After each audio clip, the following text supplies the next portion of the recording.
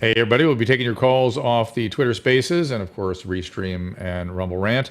Today, the guest is Jerry Stahl, a novelist and screenwriter. His new book is 999, not the number 9, Nein. There it is. One Man's Tale of Depression, Psychic Torment, and a Bus Tour.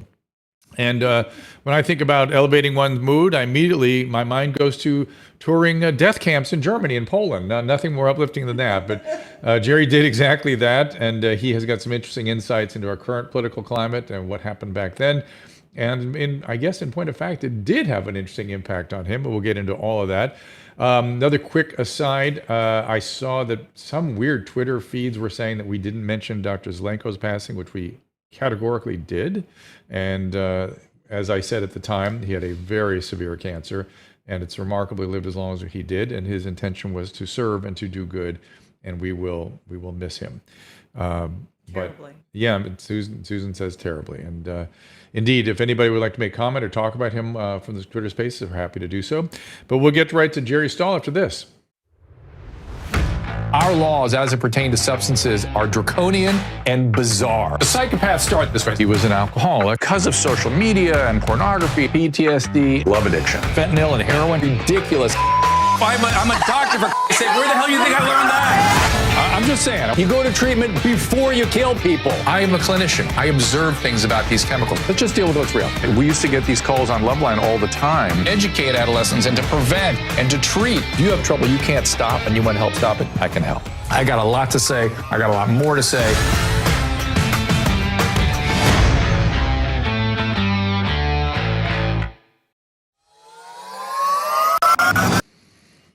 So again, I said I'll be watching you guys on Restream. I'm checking in there right now, and those of you that use a lot of the memes from your mom's house, Hey Hitler might have a especially vivid meaning today. And I see some of you. Oh, Susan, you did that. I did that. You did that. So I don't want to explain to Jerry what that's all about. It's nothing to do with Hitler, nothing whatsoever. And we appreciate you over. I've been talking. It's a term of endearment here. It's mahalo. It's aloha, really. And kind of watching also over on Rumble Rants, got a little conversation with Jay Hep, who's over there very frequently, about the masking, possible mask mandates in New York City, where we are right now. And my understanding is that the R naught, meaning the infectivity potential of the Omicron BA4 and BA5, is essentially 17. That's the last measurement I saw. I'll just remind you that the original illness, the alpha, the R naught was 3. So I'm not sure I'm certain that cloth masks and surgical masks aren't going to do anything. You might be able to protect yourself, no one else, just yourself, by wearing a well-fitting N95 style mask, but you got to wear it perfectly. And I will tell you, I've seen a lot of what looks like BA4 or 5. I didn't measure the viral. We don't actually routinely get the viral typing back, but seen a lot of Omicron for sure, because it's all upper airway stuff.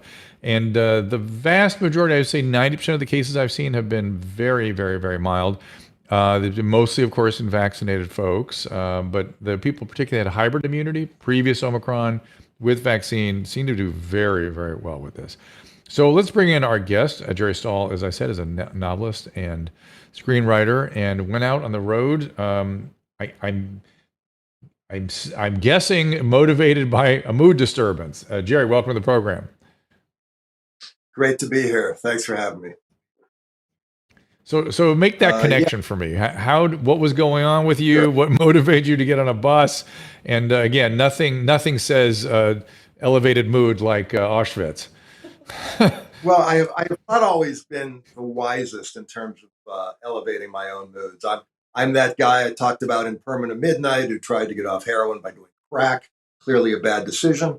In the same way, super depressed at one point in my life, I thought, why not go to the most depressing place on earth where despair is entirely appropriate? And I got Vice magazine to cover me to take a bus tour of the concentration camps with a bunch of strangers, many of whom had never seen a Jew. So it was quite an interesting adventure.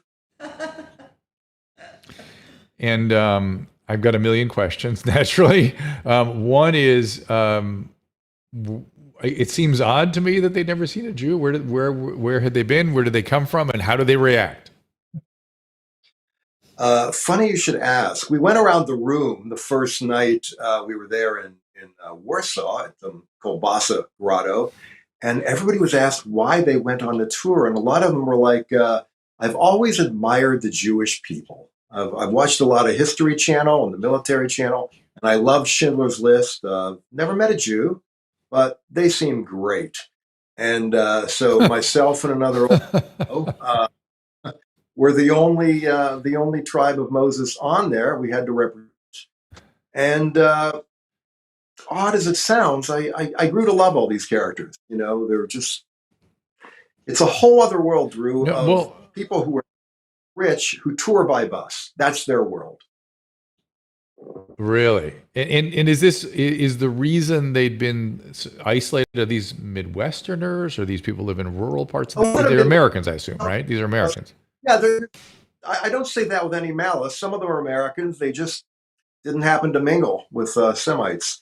And a couple of them were from Australia and New Zealand. And that's how it shook down for them, Jew-wise. Well, but then I've been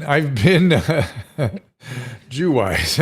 Well, I've been, yeah, I've been obsessing a little bit these days about the nature of our bigotries and how to overcome them. And I would include in our bigotries our extreme political polarizations. And contact is always been the solution. Back since the 50s, there was actually a book called Contact. Now, it turns out that contact needs to be a little bit more structured than just some random sort of handshaking. There needs to be sort of common goals, and it's got to be a structured environment, and you have to spend a certain amount of time together, which is really what it sounds like you were in here. I mean, the common goal was touring these facilities, meeting a Jewish person or Jew-wise person. I'm not sure how this language is going to evolve. And I'm guessing it not only their appreciation of you, but you're of them deepened. Absolutely true. I don't know about you. I tend to be judgmental, like many people are, which all judgment ultimately is self-judgment. And for me, where they came from. What happened? You froze for a brief second. You're back. Okay, that happens. Even when I'm not on camera, I just freeze. Fair enough. So okay, I'm glad. We'll work with it. And yeah, we'll work with it. And I think it's an interesting thing to sort of get out of your comfort zone and meet people you wouldn't normally associate with. And there was about 19 days of that, sleeping, eating, touring, going to Dachau, Buchenwald, and Auschwitz together. And I'm a little surprised that you felt, I'm going to use a word that I don't really mean, but a little exceptional prior to this contact, because isn't that one of the requisites of a good sobriety? Was there something wrong with your sobriety at the time? In other words, you have to have humility. You have to look for commonalities. You can't feel different than. Was something going on in your sobriety at the time as well? I just come from a long line of depressos and suicides, not to brag. So it's always, sobriety for me is always like running as fast as you can up a down escalator just to stay in the middle. So I'll let you judge whether, that's good or bad sobriety. But it's been solid for a lot of years, but that's something that I've always fought.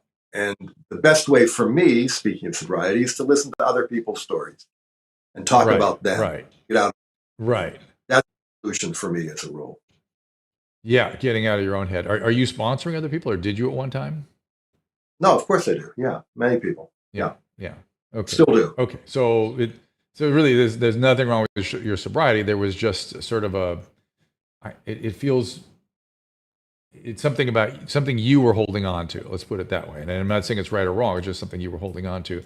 And how's your mood now?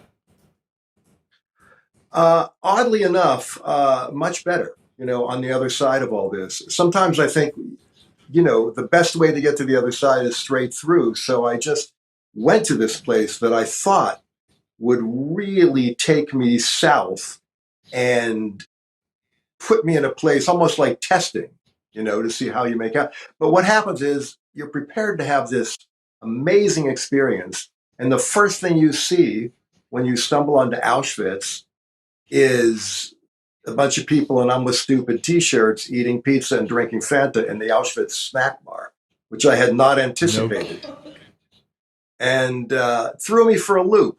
Not to judge again, but it's in the way that life usually does. You think you're getting one thing, you end up getting another.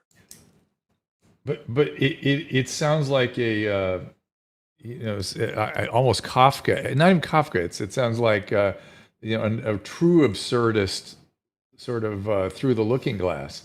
Like you're in Auschwitz and you find Fago and hot dogs. And did you find that humorous, or did it bother you in a more negative way? It was such a surprise to me because we all have these images of the bodies and ovens and the SS men and the dogs that I just didn't see it coming. So at first I was sort of angry. Then I caught myself. It's like, well, you went to see humanity, and this is humanity. This is what people do. And you can't expect people to behave the way I think they might want to behave. If you want to wear short shorts and a Megadeth t-shirt to visit Buchenwald, who am I to judge? Well, I know it's so ironic to me because you mentioned that you are a judgmental person. I am not a judgmental person, but I would have trouble not judging that. I really would have trouble not sitting in judgment. So how did you, as a judgmental person, not do so? Except just to accept humanity on its own terms. That's exactly what you have to do. Yeah. Look, being judgmental is its own reward. Knowing I have that character defect, I keep an eye on it. And what I tried to do was, talk to some of these people and go in there and find out what are they thinking. Did you come to Auschwitz to have a hot dog? Was that the goal?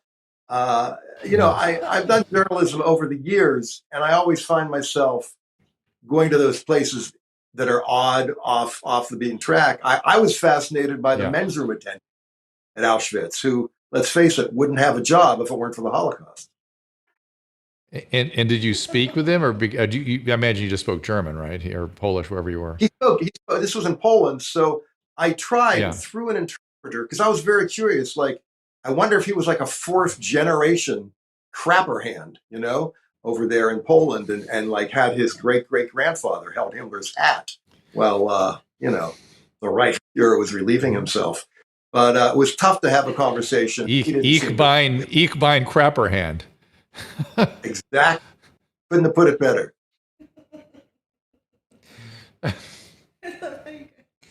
It's so dark, but it's so funny. I can see why it lifted your mood. I'm completely having an upside down experience thinking about it. What was there any other than the sort of the farcical elements in it, the extreme dark humor? Were there other surprises? Sorry, you froze up for a second. I was going to say, let me put it this way. I'm going to ask something different. I'm thinking about Viktor Frankl. Okay. Of course, and I'm guessing you were well healed in happiness and meaning as you made your way into these prisons. Mm-hmm. Yes. Of course. Did that have, to me, that particularly the 75 or so pages that he described what was going on there, did that come back to you as you looked at some of these places, or was it still filled with these odd juxtapositions that you couldn't get past? I think both things existed at once. On the abstract level, of course, I've read Viktor Frankl and also Primo Levi, who was another writer who actually survived the camps and said something that was very profound, which was the best people were not the ones who survived. And somehow filtered down to me as, well, maybe the best people aren't the ones who visit. I don't know what the motivation is. I, I, but I have to admire them for making the effort, and you have to talk to people on their own terms. And I think I learned a lot, from these interesting characters. But I wasn't ready for the selfies, to tell you the truth. And oh yeah, I can imagine that. And when did your mood begin to lift, or did it? Well, I had a very, to me, profound experience, just sort of standing in the oven, seeing the scratches on the walls, knowing that the bodies tend to pile up in a pyramid with the babies on top. I knew all this and I felt it, and I come staggering out, and I'm on the grounds, and I hear, "Grandma, Grandma." And it turns out these young Filipino ladies thought that I was Kramer and wanted to have a selfie with me. Grotesque experience. And I went from the sublime and, mystical sort of communing with my ancestors to this bizarre thing of being asked to do a selfie with a bunch of people who thought I was a celebrity, who I actually wasn't, but who I said yes to, because who needs the drama? So that all happened. So you're not Kramer. Okay, I got that straight. So It took me a while to realize that. Yes. I understand. I understand. So take me now back from this and tell me how this has affected your philosophy about maybe living or people, or what sort of, did you take away any big insights other than this juxtaposition stuff we've been talking about? I think the insight that I had more than any, as you visit the past, and for me, it almost felt, given what's happening now, like visiting the future. The insight that I had is that the Holocaust and the genocide are not the exception. The exception is the time in between, and the axe is always falling, and you have to be grateful for that time now.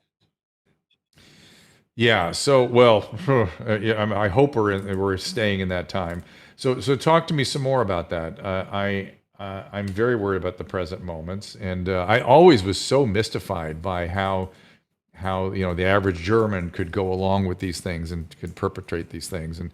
And during COVID, I saw such extraordinary behaviors by people who were temporarily given authorities and were just like an average German citizen. And for instance, I was at my hospital where I worked for 40 years, trying to get a vaccine. But when I went in, I was yelled at by a young, maybe 30-year-old gentleman who was literally screaming at me, "Where are your papers?" I didn't have the right papers. And I thought, wow. I mean, the thought bubble over my head was, do you enjoy this? I mean, a senior physician walks in and you start screaming at the top of your lungs, "Where are your papers?" You must enjoy this. Somebody's given you this authority and now you are into it. So it made me sort of think, oh, this is how it goes. It's just an average person sort of feels but it doesn't, I don't even think it was any kind of conscious payback or "I'll show you."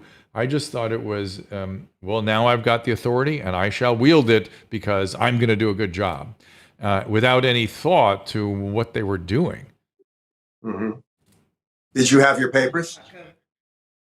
My papers were, I had papers, but they were not to his satisfaction. So I had to go back into the bowels of the hospital.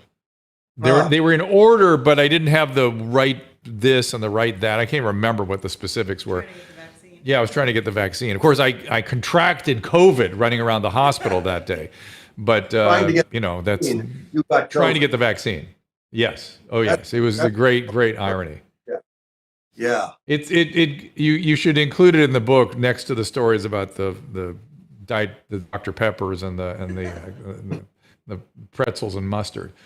But it is a thing. You're right. People go that direction, and it sort of seems to me, tell me if this is part of your insight, that sort of the more centralized and bureaucratic we become, the more the risk for that is of developing? Is that a reasonable insight?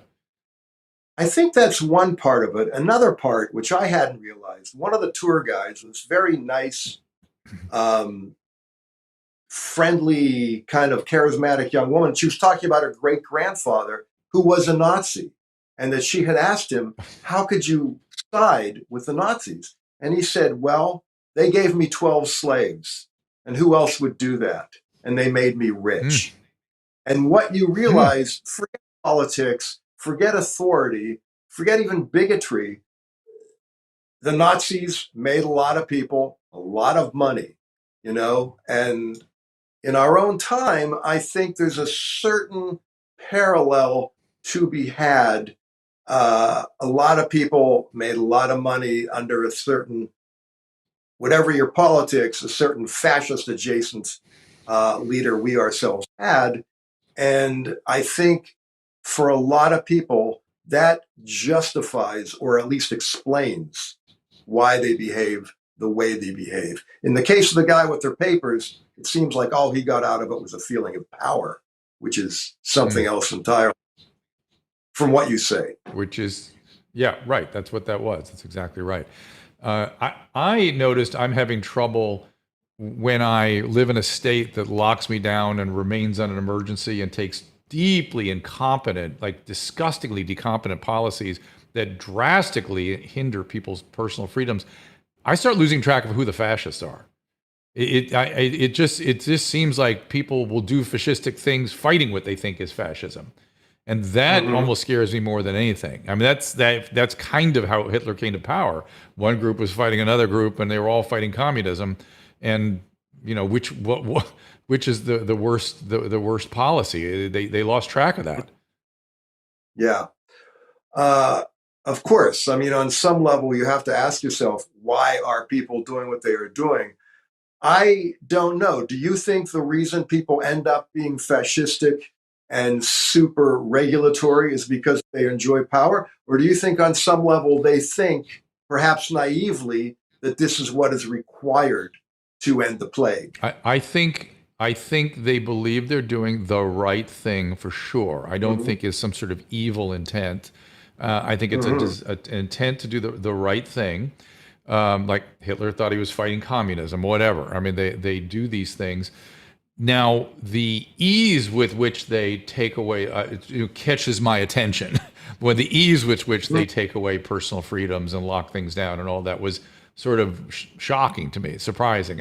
And by the way, I did so willingly. I said, okay, I'm just thinking, we're just using COVID as an example. It's just a more recent history to call upon. And I was thinking, I was like, well, he wants to do this. I'm a good citizen, and he's preparing for the worst case. Okay. All right, I don't think it's necessary. I think it's a bad idea, but I'm gonna be, fine. But we'll do that. Right. And it became increasingly clear what a bad idea it was, and yet doubling down, tripling down, and then you have an unwillingness to go to be objective and look at things because of maybe fear of embarrassment or having been wrong before. Or I don't know what, people get in these cognitive dissonances that keep them going down these paths. And we're all guilty of it. No, and it's not like that. It's not only it's not as though that's a unique to anybody, and we have to really fight the cognitive glitches in our brain. And that's just one of the things we have to watch for. I mean, you've already talked about character stuff and power concerns and money. I mean, that's all in the mix all the time for everybody. And I would refrain. Yeah, I would refrain. Whenever I think about these things, I refrain from saying, I don't have cognitive dissonance. You have finger pointing misses the point a little bit, but you got to really watch your own systems and the people you support and make sure we're not making the same mistakes, because as you say, it's more the exception that we don't make these mistakes. And it's very, very treacherous and very, very concerning. So you haven't told me yet whether your mood came back. When did your mood come back to, or has it come back? Weirdly enough, I find myself, maybe it's just because I've reached an age where it's like, you might as well be happy because I'm a lot closer to dead than 40. and if you don't get it right now, when are you going to? And just real briefly, I mean, I come from a family. My mother had this ability, for example, to walk into a room and everybody in there would suddenly hate themselves. Like, oh my God, I feel like crap. I don't know why. And it was like the world's most annoying superpower. So in my old age and perhaps wisdom, I'm not looking necessarily to be happy. I'm looking not to make you unhappy. I'm looking. That's a noble cause. Well, if you come from where I come from, it's a high bar, but it's its own reward, because you feel like shit when you make other people feel that way, And it's the lesson I learned, and it's not the worst thing. Particularly, I sponsor a lot of people, and there's nobody more dramatic and self-centered, as you may have read, than addicts and alcoholics. And if you just kind of point out, you know what, it's not all about you. Think about somebody else and don't impose your torments on others, and you'll feel better. I hope that doesn't sound preachy. That's just my experience. Yeah. Yeah. And as my patients often tell me, they feel like a piece of shit around which the whole world revolves. Sort of the perfect description of the addict mindset. Universe. Yeah. Of course. Yeah. Yeah. Yeah. And so there's something called projective identification that people with certain personality styles have, that they can literally inject their negative affect into other people. And you're describing your mom as having that, but I've never seen it with Jewish guilt. I've never seen projective Jewish guilt identification, but you're describing exactly that. Is that what that is? Yes, I think it's the perfect delivery system for what you're talking about. And we end up we become what we don't want to become, and it's a slippery slope. But that was sort of a guiding thing for me in sobriety, and how I ended up having it all make sense for me was just giving it. My sponsor used to say, Hubert Selby, on his answering machine, he would say, "Thanks and give a good day," which sounds corny and hokey, but then you realize this is a guy who kicked dope screaming, strapped to a gurney in the sheriff's station in West Hollywood. So I'm going to respect it. And that has always stayed with me. Yeah. Yeah. I that service, meaning, that's what Viktor Frankl stuff was. That's what he found in the concentration camp. He ended up doing some doctoring and, finding ways to make meaning. There's a picture, I'm sure, these pictures of the barracks with these, horrible, vacant, malnourished, glances. And there's something towards the end of his last edition where he says, people, maybe I saw it in an interview where he said, people look at that picture and they're not just horrified, they feel terrible for it was men in that picture. And he goes, why do you know to feel terrible for them? This might've been a good day. They're together, so they're warm. They may have been fed 5 minutes before, which they rarely were. They may have been at their happiest moment of the last 3 months. They look not well, but you can't say that he was sort of. It's interesting. His perspective is so eccentric to having been, in those barracks. So it's kind of, and him making the best of everything he possibly could, which is kind of what we're talking about here. Where did you grow up? I grew up in Pittsburgh, and then I ended up in New York at about 16, 17. Was that going to work or school, or? I got shipped off to school when I was 16. My father decided the solution would be to go into the garage and leave the motor running and put the door down. So that happened. So I was shipped away to school for a couple of years, and then I ended up going to college in New York, Columbia, and stayed there for a while before coming out to LA. Got it. And no drugs up there in the Upper West Side. So I'm guessing that's where it all got going, yes? Well, it all started there. I had the bright idea to get to LA, maybe to get away from drugs, and became more of a dope than ever in Los Angeles. Yeah. Where comes those. As your friend Bob Forrest may have mentioned. I mean, we all have that history, of LA junkiedom. Oh, yes. Oh yes, it's interesting. I mean, I'm guessing just because every time I talk to somebody new and who knows Bob, you knew each other in 3 or 4 different lives. Like Bob will just go, yeah, I used to run drugs with him. Yeah, we lived in the street in MacArthur Park. Yeah, we'd ride the buses at night and slam heroin. And it's like, and then he may say, and yeah, Jerry 12-stepped me, and then he went back out, and then I 12-stepped him. And I don't know your story, Jerry, but I'm just saying that's the kind of stuff I hear from Bob all the time. And like there's Some 3 or 4 different that, lives yeah. that. Sure. I didn't know Bob Okay. out there, All right. but I knew Bob early on. And what I loved about him is, he was one of the funniest guys I ever met. And when you're coming into the rooms and, you don't have any serotonin left and things are pretty grim, there's nothing like a guy who makes you laugh your ass off in the worst of it. He has a great story where, one of his many attempts at getting sober, somebody convinced him, just keep coming to the meetings, Bob, just keep coming. So he came with a 6-pack and sat in the back and drank the whole 6-pack. And was expecting, a real reaction from everybody. And he said, everyone went out to the parking lot afterwards, and they looked at him and said, "All right, Bob, keep coming back." And he was just, he couldn't process that. And that's not the reaction he wanted. Yeah. So we're going to take a little break, and Okay. I want to talk a little bit about Hitler and Nazi drug use, which is some of it's lore and some of it's well documented. So I want to hear what your thoughts are about that. And again, let's put the book up there, Caleb. 999. I can't wait to read this book. It sounds. I'm going to say, Jerry, you tell me if I got this right. Awful and funny.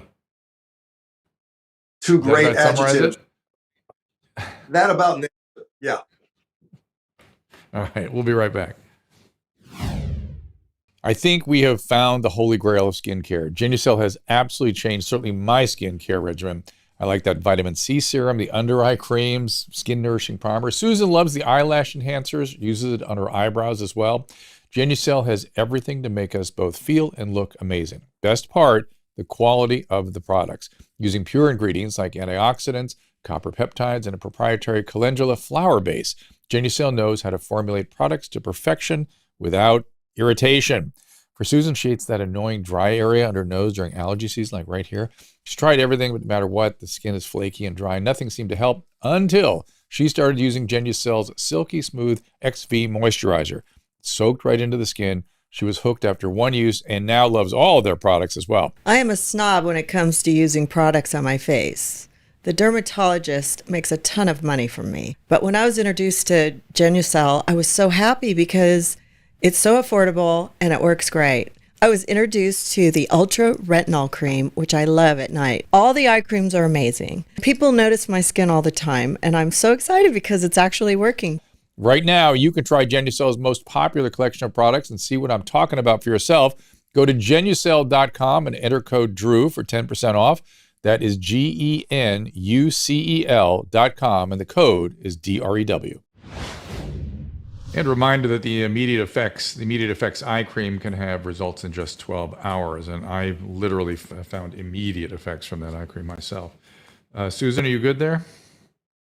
She's right? I'm great. Okay, very good. And we want to thank our friends at Genucel.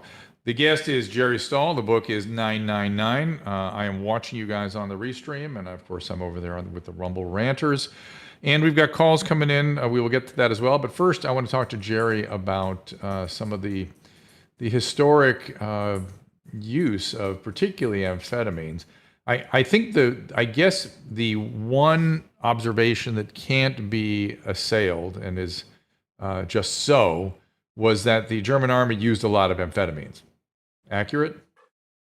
Absolutely. The pharmacists at IG Farben came up with something they called Pervitin, which enabled the tank, enabled the blitzkriegs to happen because these guys could literally keep fighting and traveling and rolling for 3 and 4 days with no sleep. Mm-hmm. So that was the Wehrmacht end of things. On the personal end of things, Hitler himself was strung out like a lab rat from his Dr. Morell, who gave him a combo, which I'm sure you know this, of morphine, amphetamine, and cocaine, and my favorite, Bulgarian peasant stool, which he thought would give him extra vitality because the Bulgarian peasants were so damn strong. How did he take And that he was injected constantly. And that's why you'll see after about 3 or 4 years, Hitler looks like he's aged decades, and he has a tremor because there were no veins left. He was being injected constantly, more and more, higher and higher doses, and getting crazier and crazier. Right. And the amphetamine, did you ever do meth, the amphetamine yourself, or was it Sure. strictly opiates? Yeah, Yeah. I did it all. I did opiates, did a lot of cocaine. Yeah. Was on speed for Did you- and before I got deep into that, I did the pills. I never shot speed or smoked it. Did you ever get the speed psychosis? I got the cocaine psychosis, which is probably a cousin. So I know exactly what you're talking about. And I'm glad I'm not doing that anymore, because that's a So hard there's a distinction, just for the people out there. The cocaine psychosis is very different than the meth psychosis. So the cocaine psychosis is nearly always a preoccupation with uniformed officers, police, SWAT teams, Navy, somebody in the uniforms coming to get me. And when you stop, then usually it's crack or some sort of volatilized cocaine or injected cocaine. When you stop, the psychosis resolves quickly, like 12 hours, 24 hours, that kind of thing. With meth, it comes on much slower, and it takes weeks to months to resolve. And it's a preoccupation with family, friends, coworkers, and neighbors. And there can be elaborate delusions around that in terms of what the people close to that individual are thinking about and planning, and it gets just wilder and wilder the longer you use the drug, and it's pernicious. So God knows what that did. People forget. I'm just thinking as you talk. I wasn't aware that there was that much going on with Hitler, and I wasn't aware it was specifically physician administered. I thought it was a little more sort of nefarious how he came by it, but the physician administered part.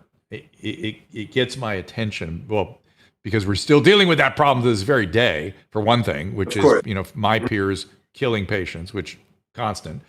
But it happened to a lot of world leaders and celebrities. People don't know the story. Do you know the story about John Kennedy? Of course, Dr. Feelgood. Yeah, he was always hit. John Feelgood. Kennedy And Judy Garland. They all had the same. Rod Serling. They all had the same doctor.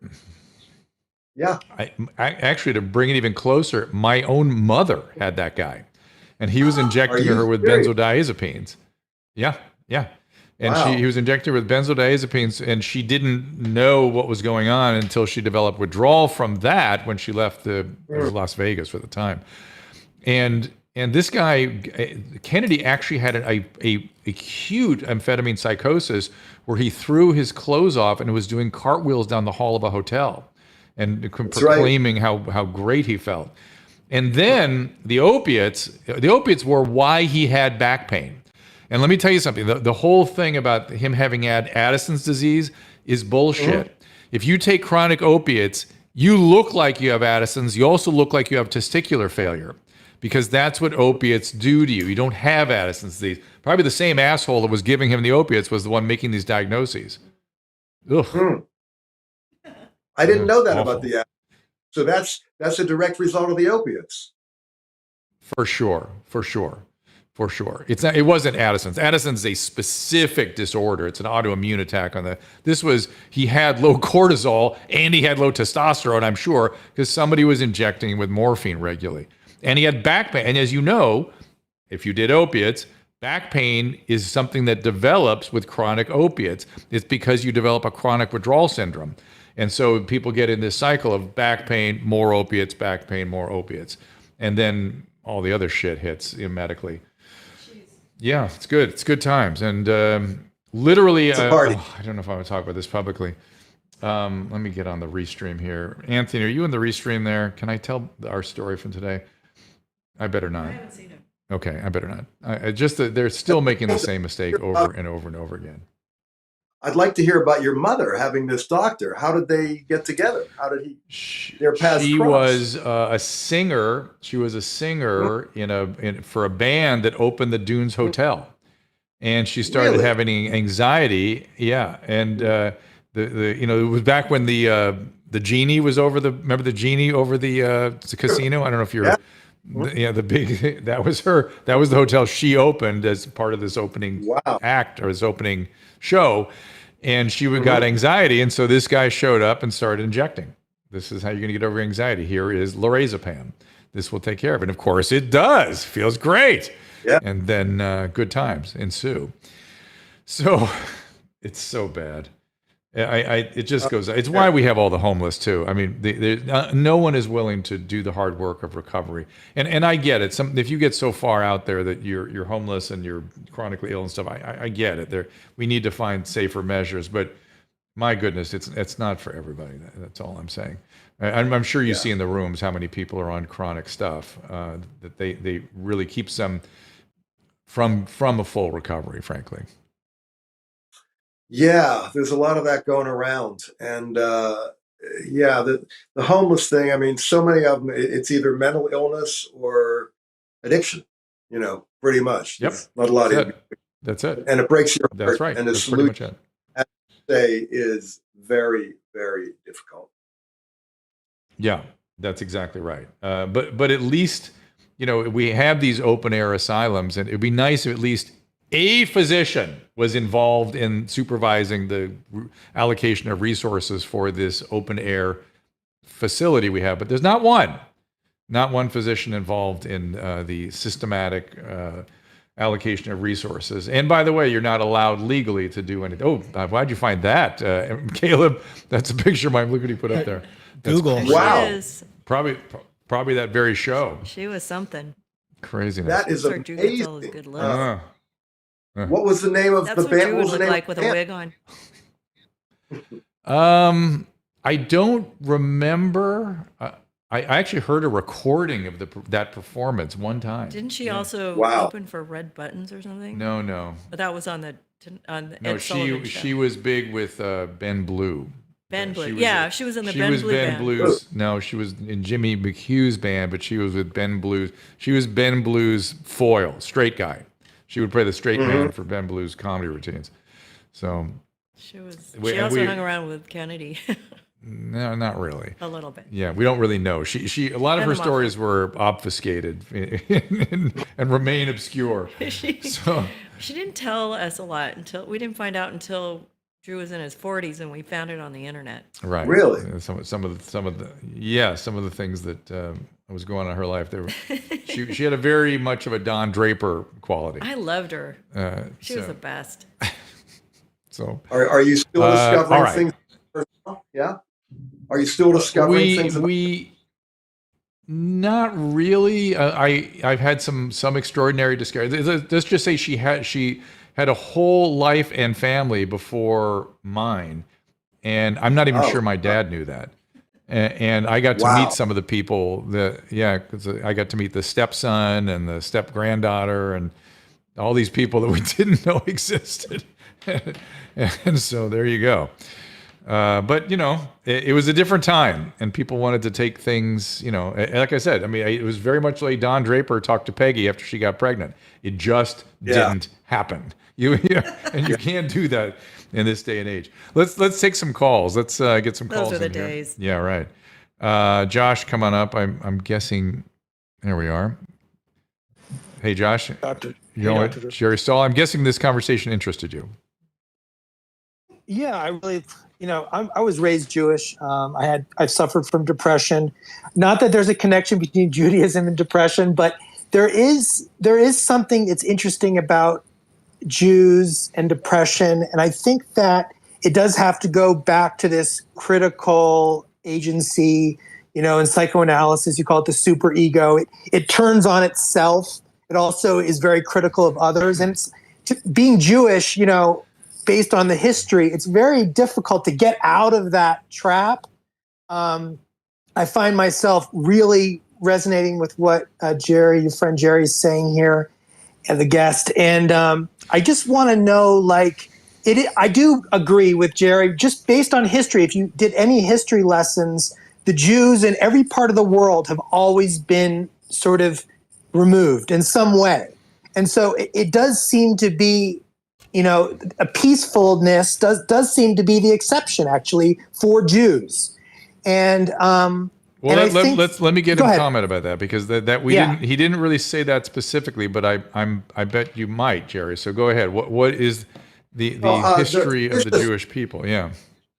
There is a theory that, given the traumatic nature of Jewish history, that there's sort of an epigenetic, they're prone to depression genetically in the DNA. Mm-hmm. One theory, which is my story, and I'm sticking to it. But, it's hard to say whether it's your specific family or if it is indeed genetic. But it is hard to find a lot of happy-go-lucky, in my experience, none of my relatives, a lot of happy-go-lucky Jewish individuals who have not been touched in some way by depression. Is that your experience, Dr. Drew? Oh, 100%, absolutely. And when Jews get addiction, it's a specific kind. It's not the run-of-the-mill addiction. It's sometimes it's more dangerous too. It's because it is tied in with a lot of depression and self-loathing, and it has a straight up addiction that, say, somebody with Scotch-Irish background, that is just genetics that explode.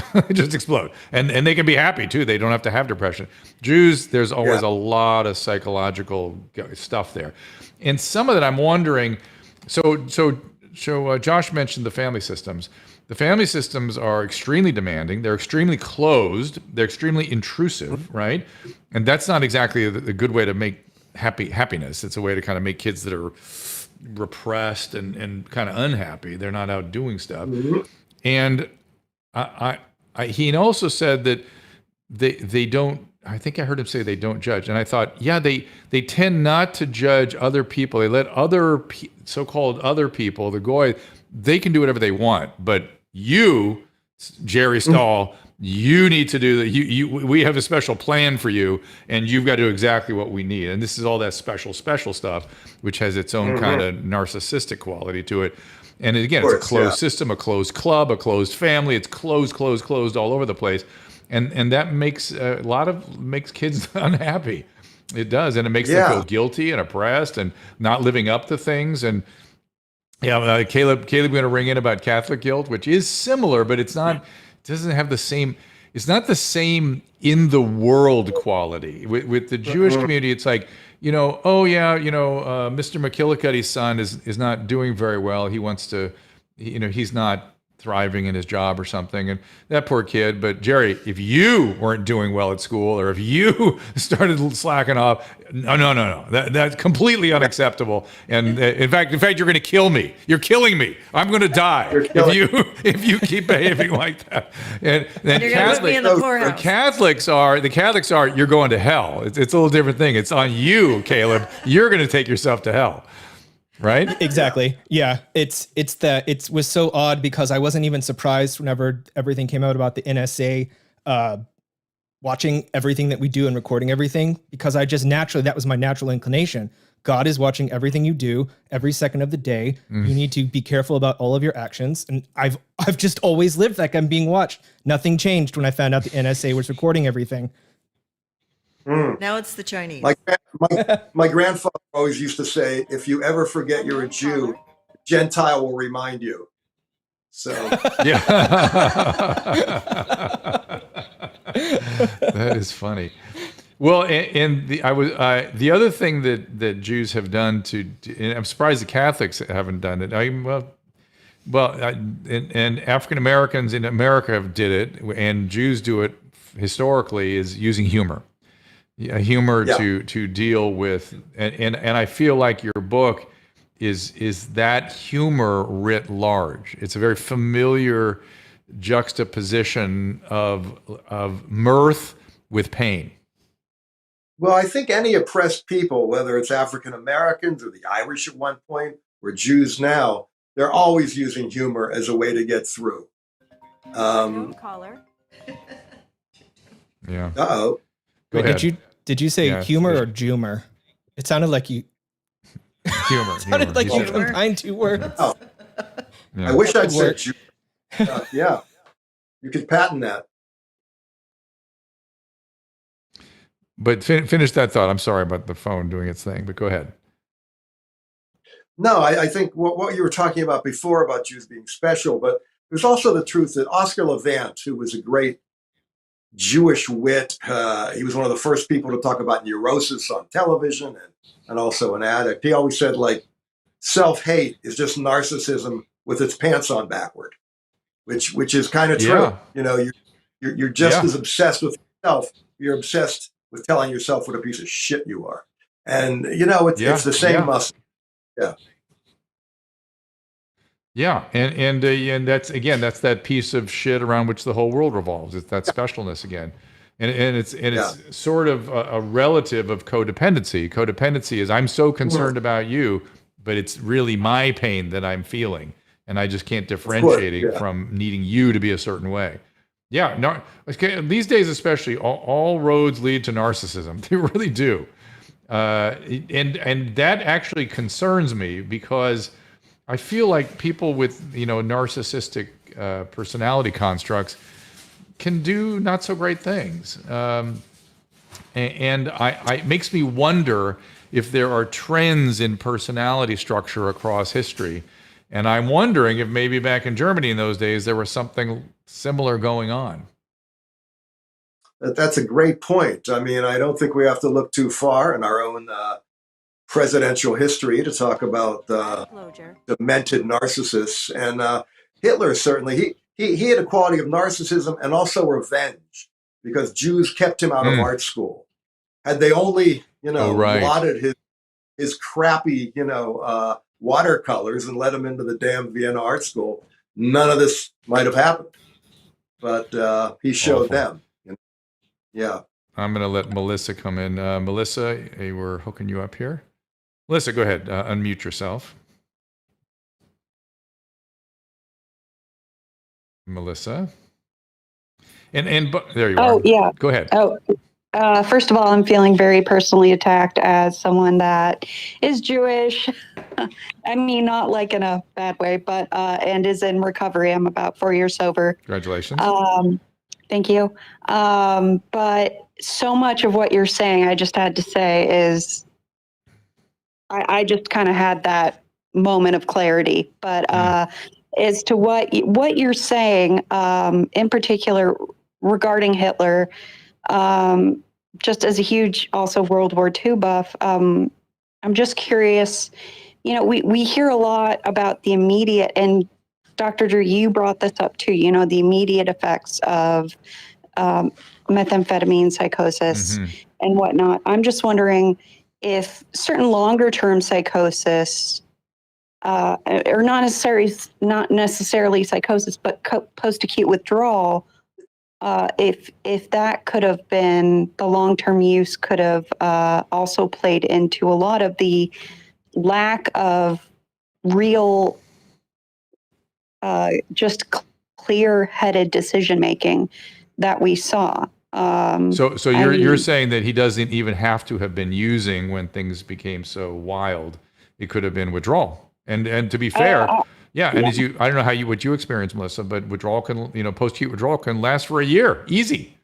My drug of choice was alcohol, but I had it for about 8 months. Yeah, people look back at their first year and they go, "Oh, how did I get through that? I was not normal.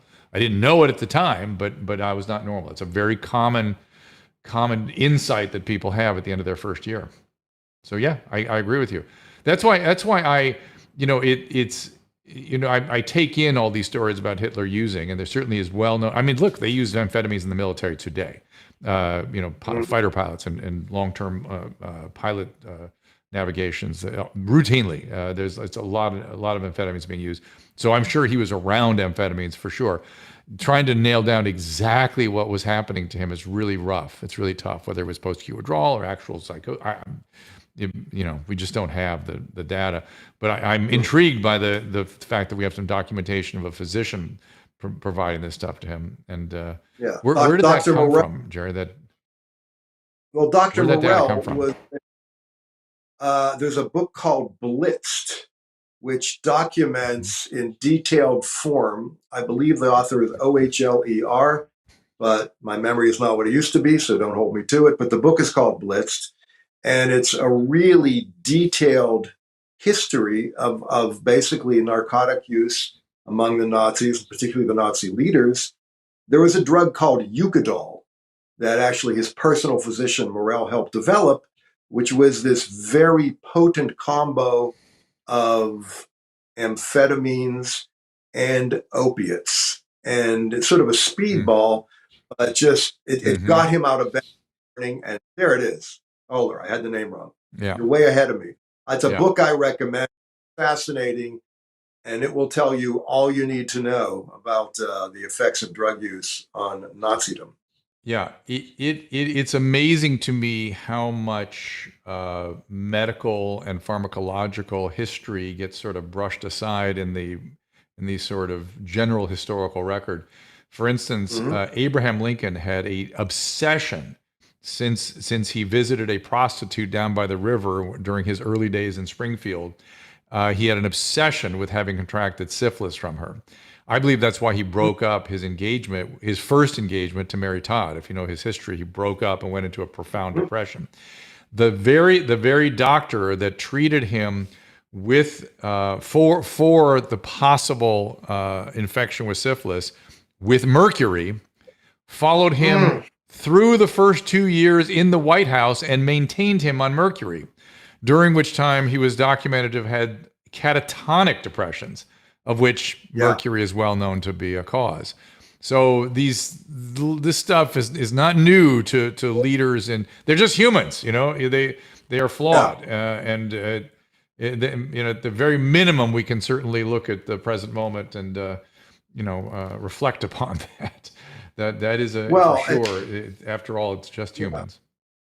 It's like a secret history of the world, and I don't think I'm going out on a limb here. But if you look at our most recent ex-president's behavior and the spittle flying out of his mouth and this sort of forced, crazy Adderall-like pronouncements that are nonstop, that's how he always struck me. Just my opinion, no documentation, though one hears things. I don't know. Do you have any opinions about that, about Trump being affected and appearing to be amphetamine? No, I just saw hypomania and narcissism, which is really common in some of these business types, but Teddy Roosevelt was the exact same thing, same guy, and so you have it gets oh yeah. I mean, he would, even when he was commissioner of the police here in New York, he would run around the streets all night because he never slept and beat people up.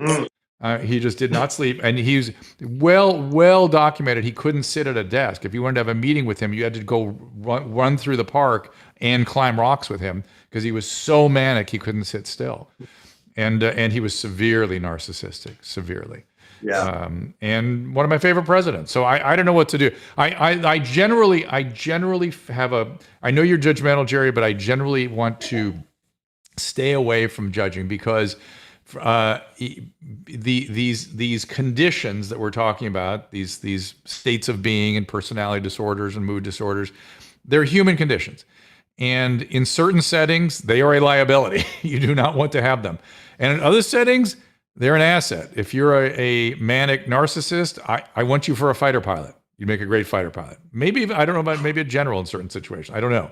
But and same with, I mean, you can name almost any, personality, traits and disorders.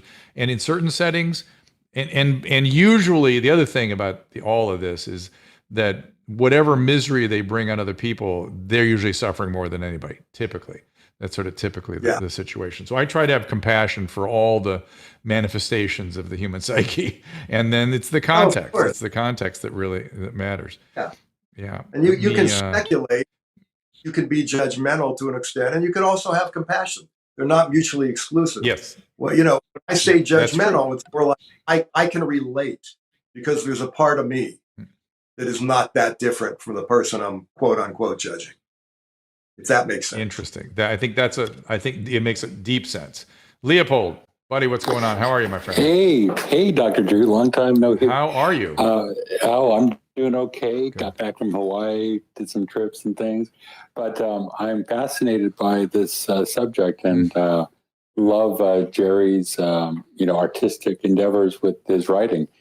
And I have a question specifically about some of the topics that you talked about, especially Judaism and addiction. I'm Jewish. I'm also a friend of Bill, and come from the same cloth that Jerry is. Yeah. And I'm curious what Jerry's thoughts are on the idea of one, creativity with addiction and the addicts who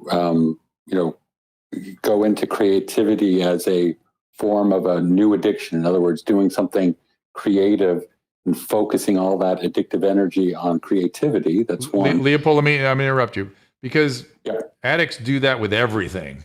And they are already, I think, more creative than the average person. So it makes sense to me that one of their passions, whatever they get into, they go over, right? They do too much. And so it makes sense that the creativity would be part of that as well, right? Well, and then specifically with Jewish, being brought up Jewish, this need for success. I don't know. That's what I was talking Jerry, about. Yeah. Had the same experience with his parents and the family expectations of succeeding and how that plays into addiction. And you, Dr. Drew, you talked about how the Jewish flavor of addiction could actually be more dangerous. I'm curious if you could delve into that a little bit more. And the other thing, Leopold, it's one of the only times you see addiction to opiates, stimulants, and benzodiazepines without a really significant alcohol potential.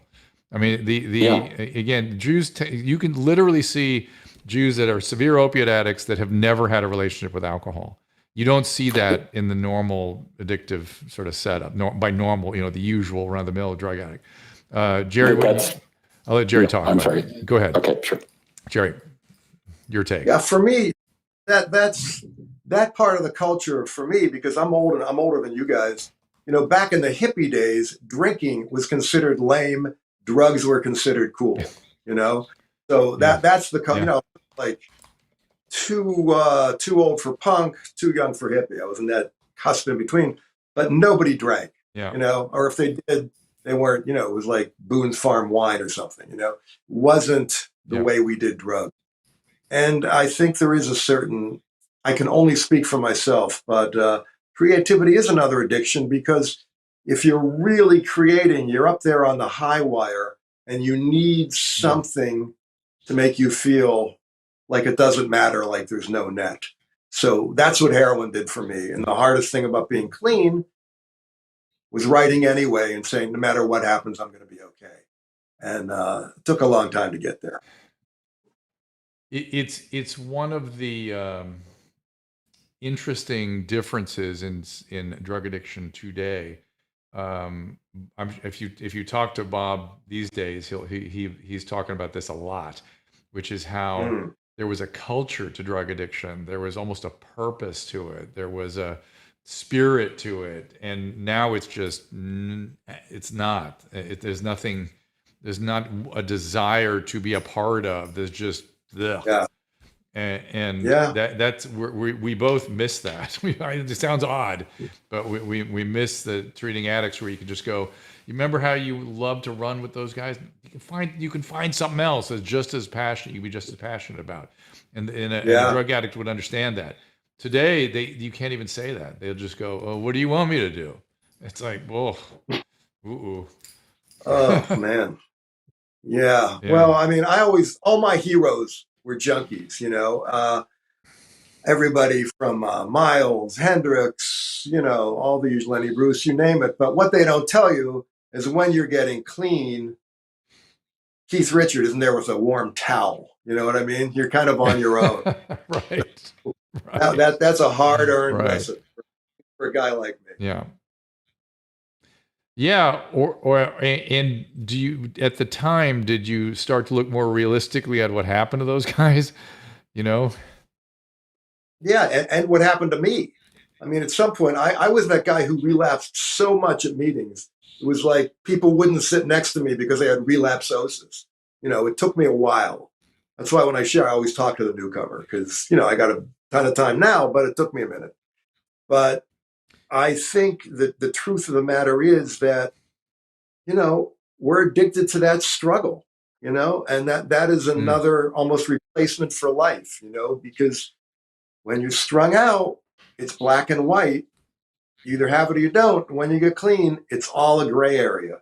And I think it's dealing with that Hmm. gray area that is that's the sweet spot you got to figure out. Yeah, Bob was treated 22 times, I think, and his relapsosis took the form of us all fleeing from him because he was so obnoxious in his illness, and he was scary. And so Yeah, it wasn't just that he was people around him were gonna contract the relapse. It was that he was like he'd burned every bridge. So I can relate. it's so Yeah. interesting. Yeah, yeah. Uh, let's get Marissa in here. Marissa, you want to say something? Oh, no, she went back into the audience. Um, let's see here. Hold on one second. If anybody else, let me. If you guys give me a second, let me go on to the restream and see what you guys are thinking about. Huh. There's a liver condition that prevents people from metabolizing weed. That's interesting. I've never come across that. Yes, you guys are sharing your war stories. I see that. Was Shakespeare a drama junkie? Yeah, I guess so. I don't know. I don't know if he was a junkie per se. I doubt it, though. He might have. Part of having addiction is maybe you can speak to this too. You have to have access, right? There's got to be something that you want to take. Yeah. And usually, as we've been talking about all this evening, is there has to be something that puts a little rocket fuel behind it. It really gets you going, making you want to alter or escape. And that's some of the stuff we were talking about. I sort of characteristically, it's trauma. So, did you have any trauma growing up? Yeah. I guess your A lot. dad. Your dad. Yeah, your dad. My dad, my mother, Yeah. God rest her soul, she we used to think she was going for vacation. She was getting electroconvulsive therapy, so there was that. Yeah. So a very Yeah. tormented woman. And, my father was an immigrant, first generation, and met with some success, but just couldn't deal and took himself out. So, but again, I don't use that to explain or even excuse. A lot of people have had it a lot worse and not destroyed their lives or other people's lives the way I did. That just happened to be my circumstance. But there was certainly, to answer your question, plenty of trauma to go around. Yeah. It gets walled off in a bodily based sort of way, and you walk around in pain and not even aware of it. And so when you get the pain relief, you notice it. You notice it. That's right. It feels for the first time okay. Yeah. Well, it's like gravity. Again, a lot of condition. it's what was David Foster Wallace's story about the fish? Two young fish are floating through the water one day, and an older fish comes by and goes, "Hey boys, how's the water?" And the two boy fish, the younger fish, don't know what to say, and they look at each other and go, "What's water?" Or something like, "The water sure is nice today, and it doesn't feel great." Is it great? What is surrounding us all the time becomes background. And where do you want people to go? Do you have a website set up? I'm not a website guy. I'm old school. They can buy the book anywhere, any indie press, or if they want to go corporate and hit Amazon, they can do that. And that is the extent of my online presence. To tell you the truth. Do you have a book tour or anything coming up? I've been on a tour. I'm in Chicago in a couple days at a place called Primitive. I'm going to be at Book Soup in Los Angeles the 28th. I did the 92nd Street Y with Ben Stiller interviewing a couple of weeks ago. So I'm sort of at the tail end of the tour now. Yeah. Okay. Damn, I wish we'd known about that. We could have gone up there and seen that. Oh my Oh, I would goodness. have totally. So, well, I look forward to reading the book. I hope we've whetted the appetites of others out there to see the extraordinary observations you're likely to come upon, and how you can have a depression, and you don't have to cut. Cutting is sort of the more sort of lame way of doing. That's the way other people do it. The way Jerry cuts himself is he goes in deep into painful history and painful environments and picks that scab that way. And guess what? You get to encounter humanity there. It's not just you sitting alone with a razor blade. It's you and other human beings, and with all our craziness and all of our shortcomings and all of our all of our inability to see. I guess that's what I'm sort of hearing you say more than anything. The fact that, you came in and you saw these unusual juxtapositions, and maybe you've encouraged other people to open their eyes a bit. I hope so, but that is the idea for sure. All right, Jerry, thank you Thank so you. much. And hopefully hope to meet you soon someday in person, and appreciate you being here. And thank you, those of you that have that were willing to talk to us and call in. Of course, everyone over on Restream, we appreciate you all being there. Jerry Stahl, everybody. And Rumble's on fire. Yeah, I'm going to look at the Rumble rants right now very quickly.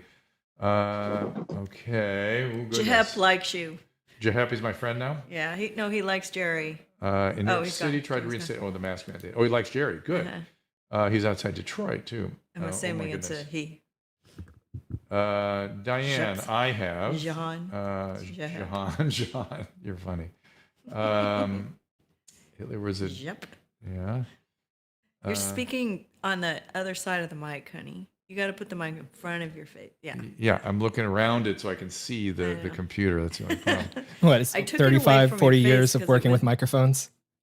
And There it's was a still sh- Yeah, moving. and by the way, every time Shame. she moved it away, a giant billboard would come up on my screen with Caleb yelling at me, "Get it near your mouth! Get it down! Get I it know, going!" but it was in front of your eye. There we go. I There's understand. the sweet spot. Then we can do. Yeah. Yes. Well, the light changed. The sun went down, and so I had to move the light over and change the camera because you were. It actually dark. looks better now. I get it. Thank you. Yeah, I get a little philosophical about. I mean, Jerry obviously has some very strong feelings about things. I tend to be more philosophical because I don't know what the right thing is for the right moment.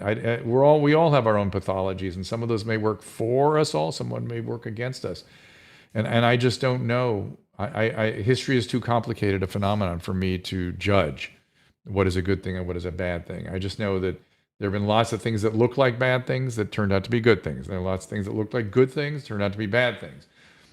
Yeah, the Holocaust was not good. I mean, just look at Jimmy Carter. Everyone, universal agreement. Good person, good guy, great post-president. Wasn't the right man for the job at the moment.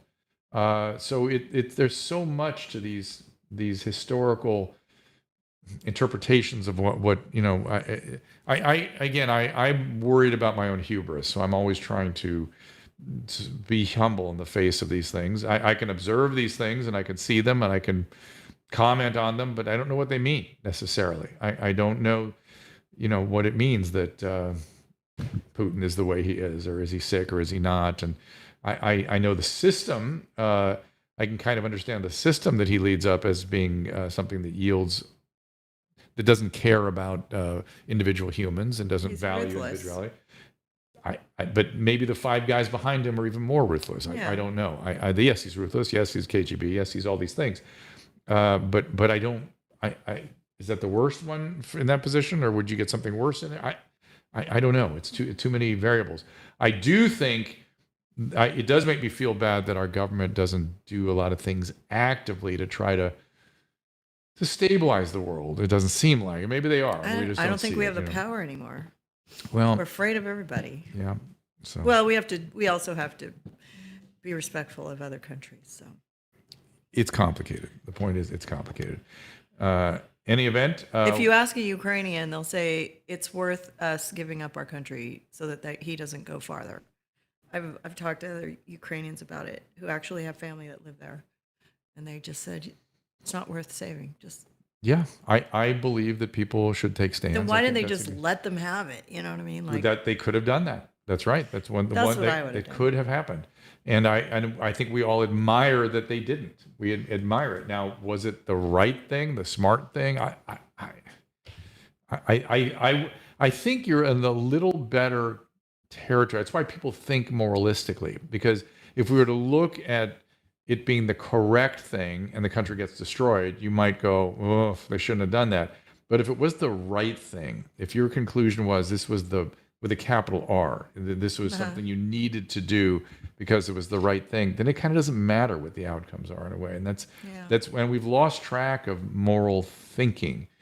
And I'm not saying all things should be put on a moral scale. I'm not necessarily saying that, but it can help you sort of make sense of unclear situations. Let's put it that way. yeah. And also, if the outcomes don't go the way you want them to be, you can still look. Did Jesus like the way things turned out for him? You know what I mean? Chained to a crucified. I mean, is that a happy life? No. No, But it was a good life, and it was a good thing for But humanity. he lives forever in heaven, and he It was a good thing for became humanity. a leader of the free world. Was it a good thing for him in that moment? No. It's not so much. That was just his body, not his soul. I understand, but the point being is, though, that you can make decisions that have really nasty outcomes and still have done the right thing and still have led a good life. And I don't think we do enough thinking about that. That's just my own personal opinion these days. Well, I think a lot of people in the Ukraine are hard. sacrificing their lives for this. Yes, they are. They are, and they think it's the correct, not necessarily correct, right thing to do. Yeah. So it's rough. It's sad. Okay, It's so let me- crazy. I don't know. I guess, I mean, we're not in that position. I hope we never will be. But if I was in that position, I might feel the same way.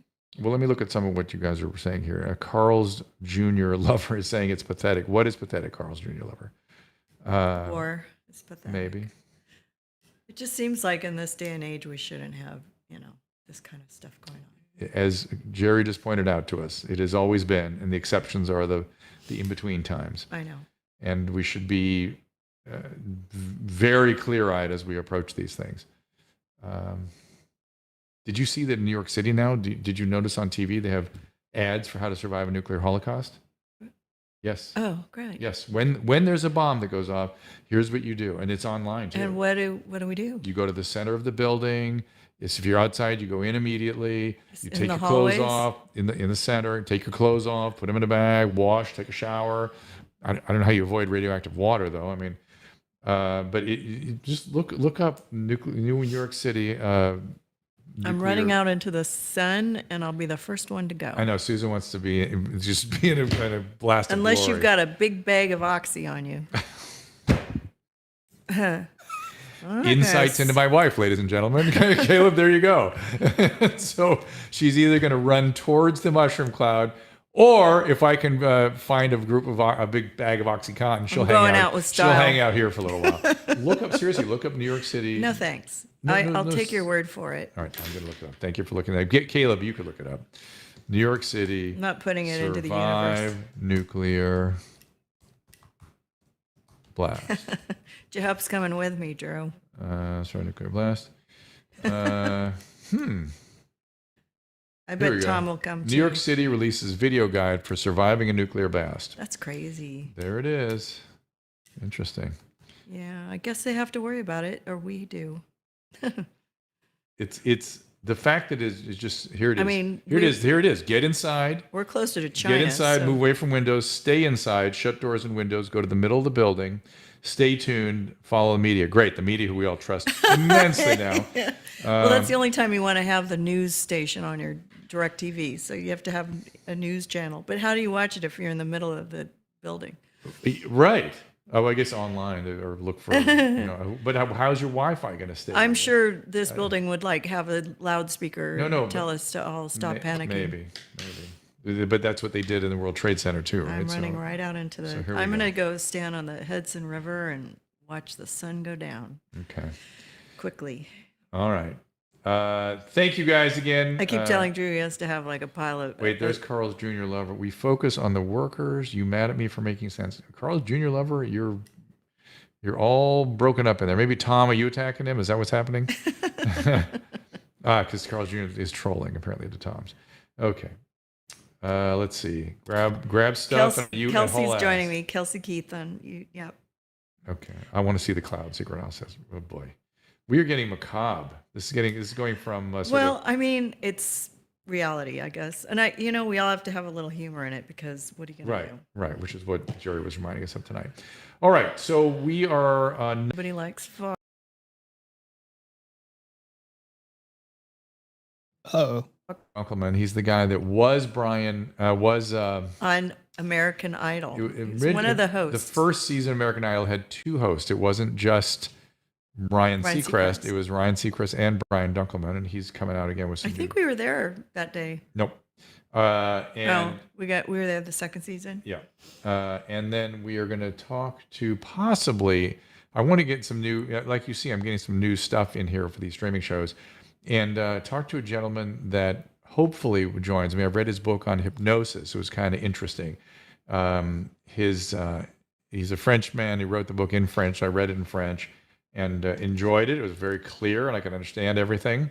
The way his writing style is, because in a lot of French literature, I have trouble. I have to go to constantly look up the vocabulary. But his was very clear and very easy to read. And it's a really interesting topic. If you follow, for instance, Scott Adams is a hypnotist, and a lot of the stuff he's talking about is in that sort of hypnotic realm. The realm of persuasion is a very close relative of hypnosis. So hopefully we can get into that. So again, I will see you. So why don't hazmat suits work?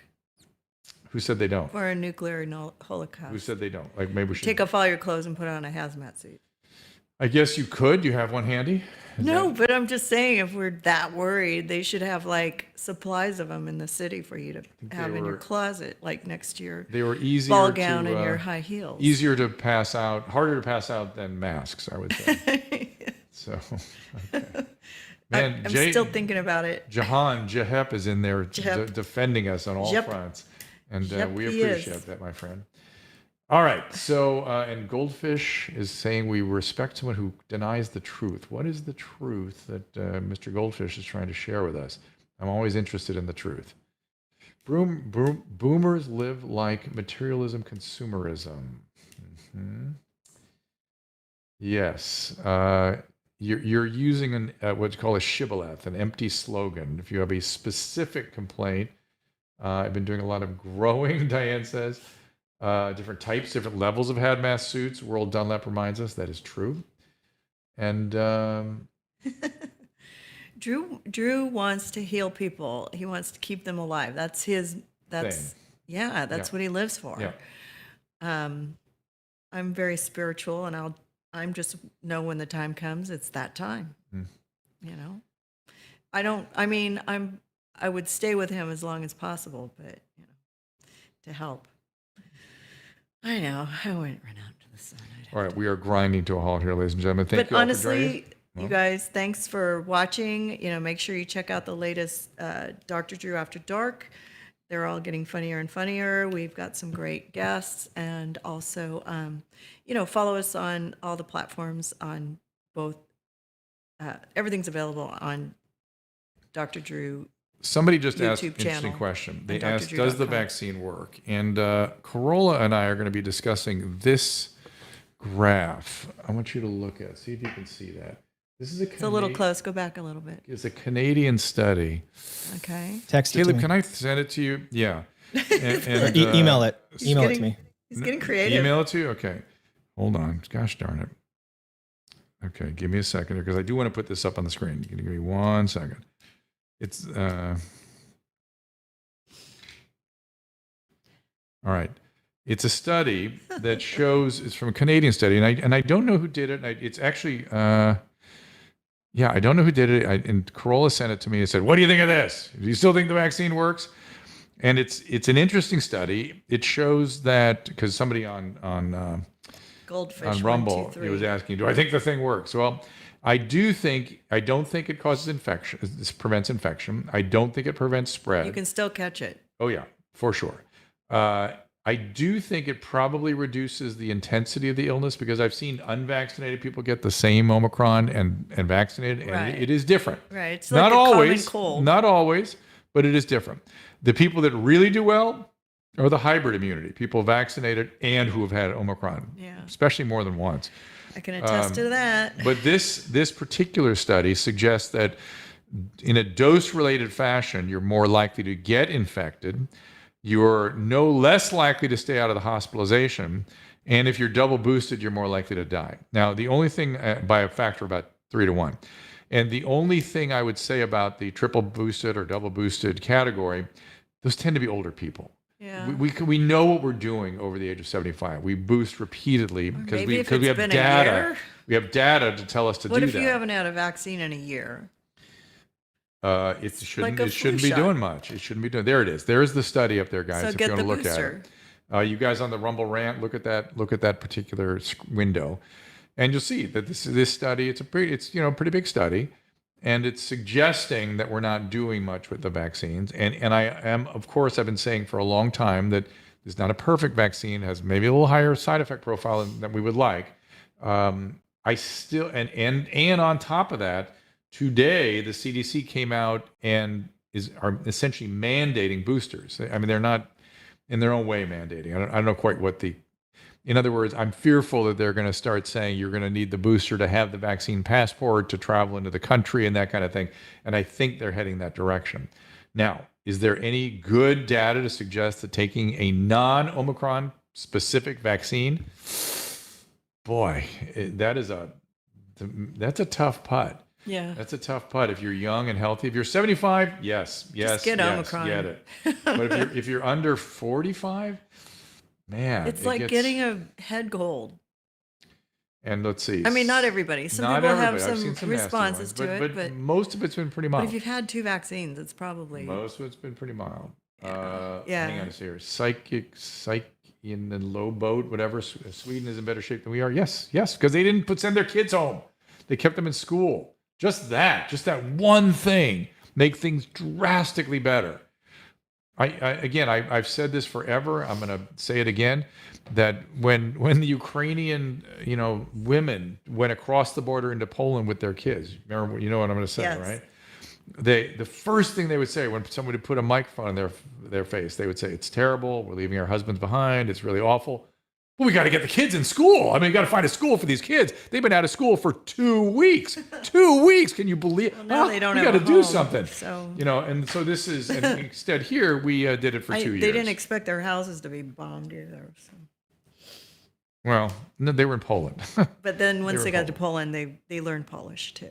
So. That's the point. They even went into institutions where they didn't speak the language. They were so adamant about getting these kids back in school. So anyway. I feel so bad for them. There we go. Let's see. Mew Mew's family got COVID, tested positive. Yeah, it's not bad though, right? No. Aunt has shingles. That's not good. Oh, I Shingles don't is want worse. that. I gotta get Trust me. that shingle shot. Ugh. Medical passport is dystopian, Serena Del Mar says. It is a little, it is, isn't it? This is the stuff we were talking about with Jerry. And how do you know who the good guys are? Is it right thing for them to be doing this? Or is it fascistic for them to be doing this? It's really odd. It's really an odd thing to try to navigate and understand. Word Dunlop said, never vaccinated, never got COVID. I attribute to sensible breakfasts. Well, you may never get COVID because a certain subset of the population does not get it. But if I were a betting man, I would bet on you eventually getting it. So I'll just leave it at that. If he gets Omicron, though, will it be less potent as the OG? Oh yeah, because it's the although I've seen some nasty Omicron, particularly BA.5 can be nasty, so it's going to be not fun. It's going to be not fun for him, but it may be mild. It may also be mild. Yeah. Shingles vaccine should be freely distributed in America if the system were sensible. I need to get that, Yep, and you I need to don't go want get to. it. I know. Yep, you do need to get it. should've It's a done nasty this. vaccine though. That's one. You guys want a vaccine that is tough. I know, man. you're really selling it, Drew. Look, it prevents shingles, which is a lot worse. This is the point. We take risks. We do things to people to obviate the worst problems, to prevent the I worst. had stuff. chicken pox when I was 32. Yep. It was not fun. Yep. Okay. Well, let's touch your camera through the COVID's France. a lot easier. Let's say, hey, Hitler, everybody. Aloha. And we will see you all on day after tomorrow on Thursday with the former host of American Idol. Who My there it is, boyfriend Jep Brian had the Dunkleman. Delta variant. Oh, did he? Strong man. Well, yeah. Yeah, He's Delta alive to talk about it. Delta was pretty nasty. Yeah, Drew had that too. It wasn't pretty. I'm I'm glad that one's over with. Yeah. Oh, got shingles after the COVID shot. Whoa. No. That can happen. Yes, it can happen. It's unusual. I mean, much like people get Bell's palsy and things too. No. Yeah, it can happen. Yeah, I don't want Bell's palsy after a COVID shot. I had that once. I don't need it again. I don't want it. Let's see. I hope they really get that booster safe and easy, for everybody. Well, Novavax is on the verge of approval. Everybody, if I need a booster, that's what I'm going to take. That's me. If they approve it for boostering, that's sort of the way I'm sort of oriented. Is toward the more traditional platforms. The mic has been off. I did not know that had happened over at Spaces. Oh no, you But turned I apologize for that. But you've just missed us rumbling around here. So we're grinding to a halt. We appreciate you all being here. We will We're see you just two on old Thursday. people. Thursday. We'll see you then. Thank you for being here. We'll have a nice day tomorrow. Ta-ta. Ask Dr. Drew is produced by Caleb Nation and Susan Pinsky. As a reminder, the discussions here are not a substitute for medical care, diagnosis, or treatment. This show is intended for educational and informational purposes only. I am a licensed physician, but I am not a replacement for your personal doctor, and I am not practicing medicine here. Always remember that our understanding of medicine and science is constantly evolving. Though my opinion is based on the information that is available to me today, some of the contents of this show could be outdated in the future. Be sure to check with trusted resources in case any of the information has been updated since this was published. If you or someone you know is in immediate danger, don't call me, call 911. If you're feeling hopeless or suicidal, call the National Suicide Prevention Lifeline at 800-273-8255. You can find more of my recommended organizations and helpful resources at drdrew.com/help. So I haven't finished my sort of demonstration. Unfortunately, how did you get this thing around this thing? What did you do? Practice. Oh, here we go. Oh, I see. He's used a cock ring before, is what we're saying? I have not. All right. Ugh. I have used a pee. All right. So the point is, once you finish the pump, then you snap this thing on. Did you just shoot it off? This is. I don't think I want You're that. gonna poke an eye out with that thing. Well, I just thought of a new use of this, but anyway.